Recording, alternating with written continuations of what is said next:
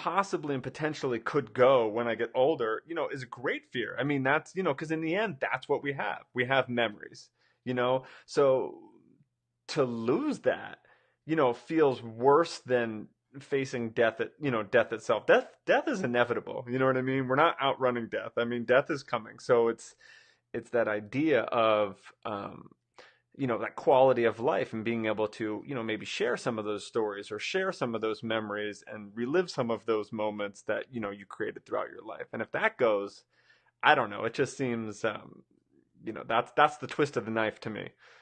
Totally. I mean, that's the thing. I mean, is longevity the thing we should really be shooting for?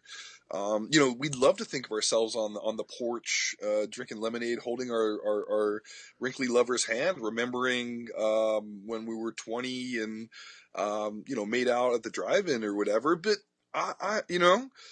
when you get to 102, centenarians, I just, you might, your heart could still be beating, but if you both didn't remember anything and don't know who each other, it's hardly the romantic notion of the golden years or whatever Yeah. it's called. I mean, it's funny you talk about, longevity and, you were talking about, moving to Okinawa and living on seaweed and, sure, scientifically you could do it. You could regiment your body in a certain way that says, I'm going to just extend my life as long as humanly possible. But, it kind of reminded me that it's the beginning part of, I don't know if you're familiar with the author Malcolm Gladwell. He's Oh, of written, course. yeah. So I don't know if you read Outliers, one of his books. It was like the third or fourth one or something like that. Um, but anyways, Yeah.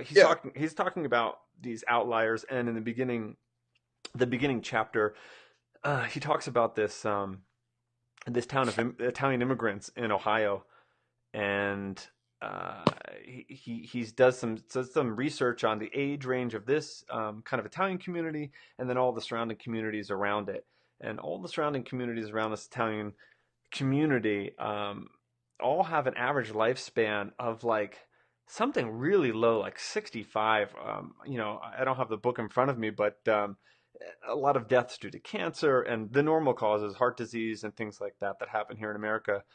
But the average life of this Italian immigrant community was like 92 or something.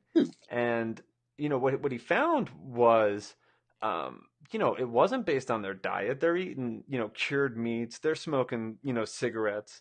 But the main factor of which, whether it's his theory or somebody else's, that they kind of boiled it down to was this idea and sense of community that everybody in the town knew each other. Everybody, would say hello to each other. They had dinners together. They shared wine together. So something much more, beyond. So it kind of goes to this idea of like, do we have something to live for? Is there a reason to kind of continue on? And that kind of, to me, goes hand in hand with quality of life as you get older. I can agree with you more, man. I look at the notion of belonging. And I think that's our reason to keep pushing on.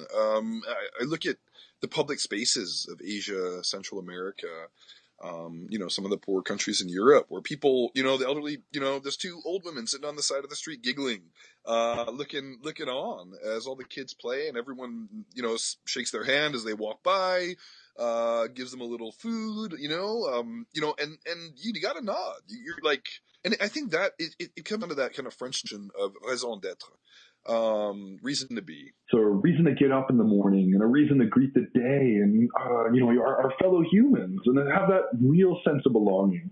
The joie de vivre is the joy of living, but raison d'être is really that core reason to be. And whether it's businesses hiring elderly people, just to feel a sense of connection within the community, of providing a service, to activities out and about, and just engaging them, to give them a reason to get up in the morning is more than enough. Everyone craves humanity. Well, we're a bit out of time, which means finishing with a segment called What Did I Learn? Taking a look back at the journey we took, one word rings out to me, and that word is inconsistency. It seems a gamble to wager on our older age for a spark of inspiration, enlightened wisdom, or some sort of Shangri-La oasis of happiness, when we learned it can equally end up as isolating, depressive, served with a side of attitude from the youth.